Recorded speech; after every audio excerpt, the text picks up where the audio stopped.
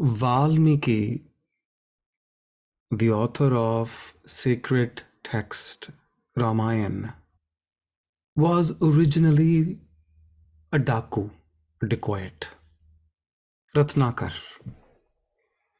which means he probably had committed heinous crimes like looting, killing innocent people for personal gain, or probably for no good reason at all. We don't know.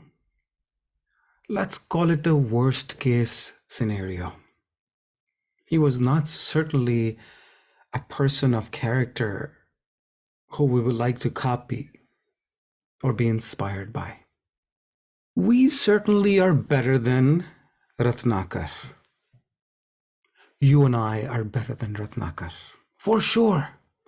I would say much, much, much better.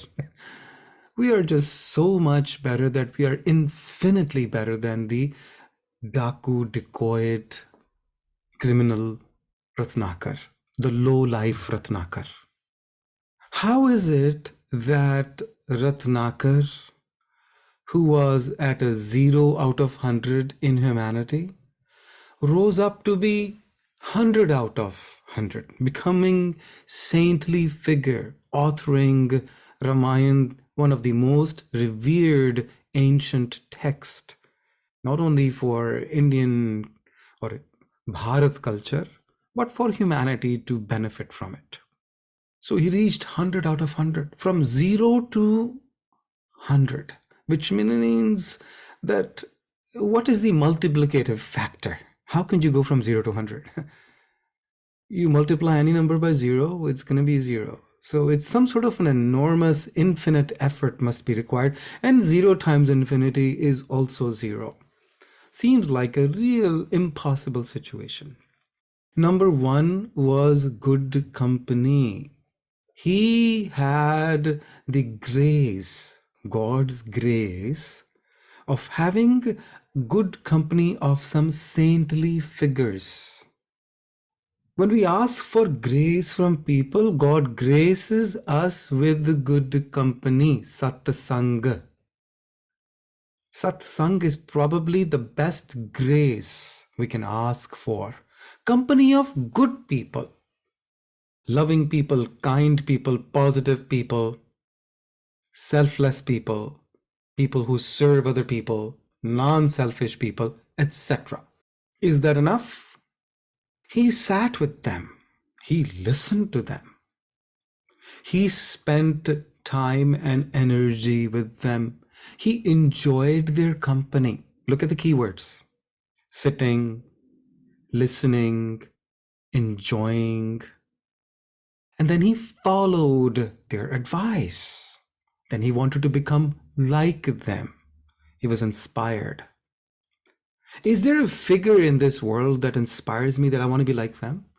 Why are some people inspired by Godfathers and Peaky Blinders and Shatir Log? Why should our inspiration be clever people, selfish people, just because they're successful or they can get out of jail for free? Hence, we want to be like them? Why not our inspiration be something like Valmiki? That boy, oh boy, if he, the lowest of lowest life, can rise up to highest of highest life achievement possible, and God, my chances are much better. I'm in a much better situation. Sincerity and effort is essential. You don't need skills. You need to be sincere. And you have to put in the effort. It is not a part-time job. Living a good life is a dedicated full-time job. You have to make a decision that from this point onward, I leave my low life behind. It's almost like you might have seen in the movies or the pictures, whether it is Harry Potter or Lord of the Rings, mostly Lord of the Rings. where you are standing on top of the sharp cliffs, mountains of Norway, high up, and there's a sharp drop underneath. If you step forward one step, you fall off the cliff, you're dead.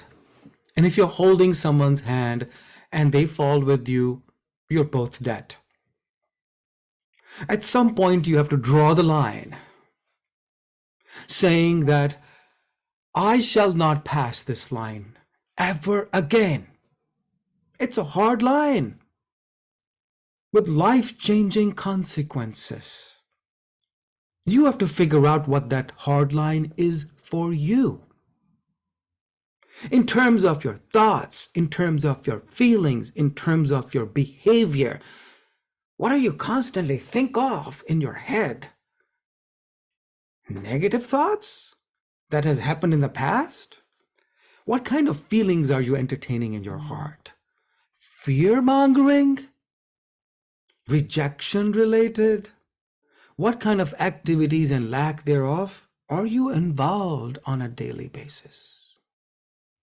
You are what you repeatedly think, feel, and do that defines your character, and your character seals your destiny. Hence, your destiny depends on the seeds of your thoughts, your feelings, and actions that we are engaged in on a daily basis, that we are engaged in every single moment. What do I choose to listen, look at, speak, interact with, do? That defines my values, my priorities, my preferences. And when repeatedly done in a habit form, becomes my personality, defines who I am. People judge me based on that. And I reap the consequences. What will be my future? Well, my future will be what I am doing today and what I have been doing regularly in the past. You want to know about the future? Look what you have been planting and nurturing. So make a decision to not cross that line. If Mother Sita did not cross the Lakshman Rekha, then Ravana would not have been able to abduct her. That is also the lesson. Creating problems for your loved ones because you cannot stay in your boundaries. Just like Ratnakar and Valmiki's story. Today I can make that decision. Not very different from the way I made my decision at some point about becoming vegetarian. I was playing with this idea of becoming vegetarian and non-vegetarian over moral issues and religious issues, or I don't want to inflict harm on the animals. And then on the other hand was the temptation and the taste and the smell and the look of the meat and the chicken and so forth. Once I adopted a certain value that no, based on Baba's teaching, I shall not eat non-vegetarian food again because I so badly wanted to be close to Baba. And anything that will come in the way of me bringing close to Baba, I would shun it and remove it. It was just that. So you cannot stop something unless you have a goal. I couldn't stop eating non-veg food just on the basis of my own willpower. Because every now and then I would lose that willpower. I go to a wedding and I see delicious foods and I will go back and say, okay, let me try a little bit of it.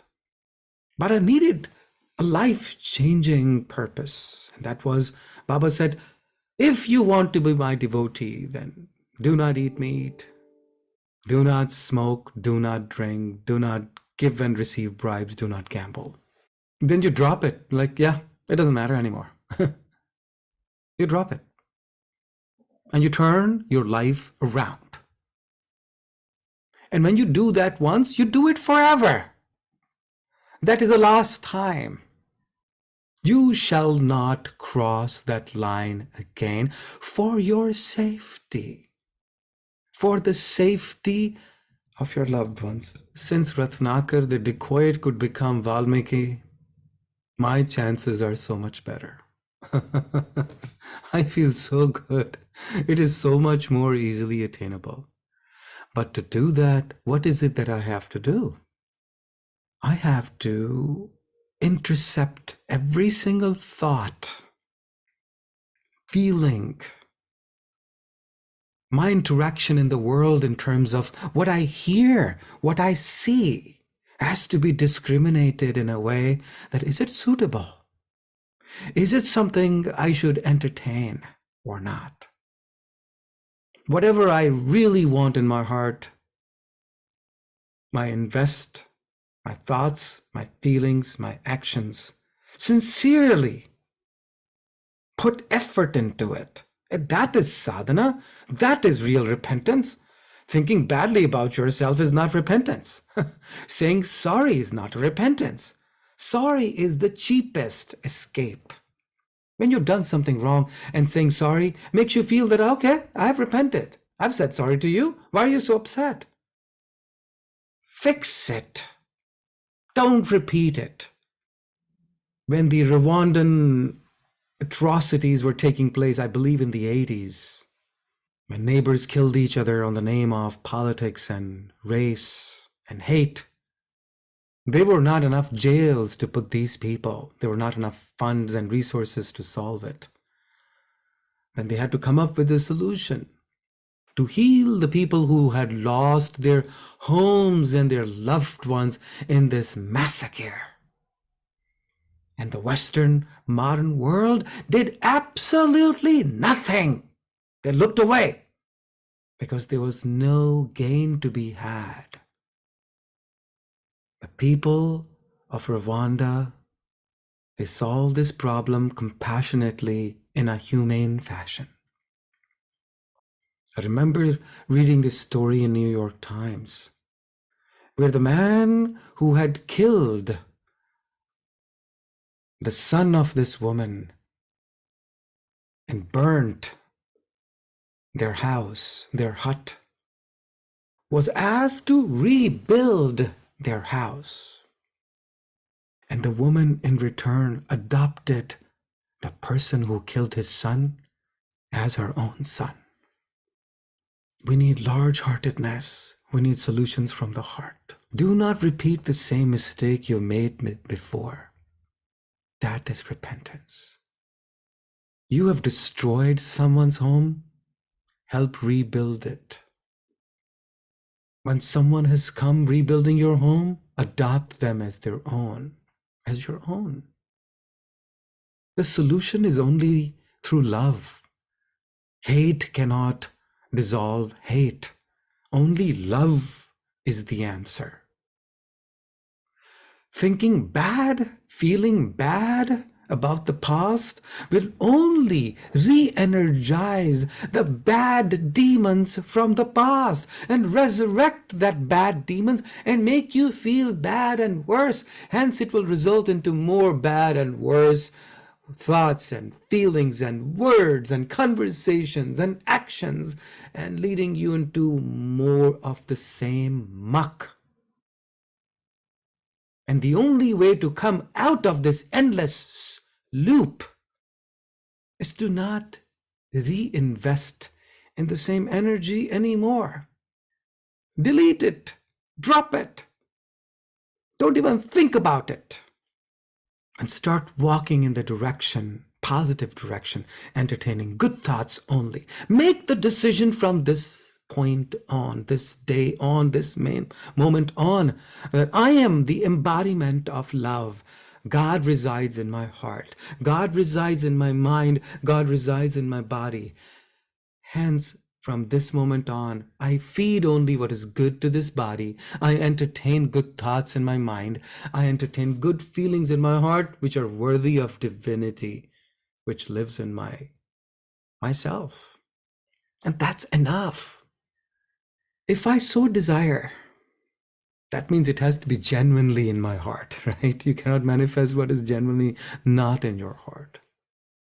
And if it is willed by God, and God can use me as an instrument in transforming the Ratnakar that I was in the past, who has done some bad things, thought some bad thoughts, said some bad words, into Valmiki, an author of a divine text that has been providing service to humanity for thousands of years and for thousands of more to come.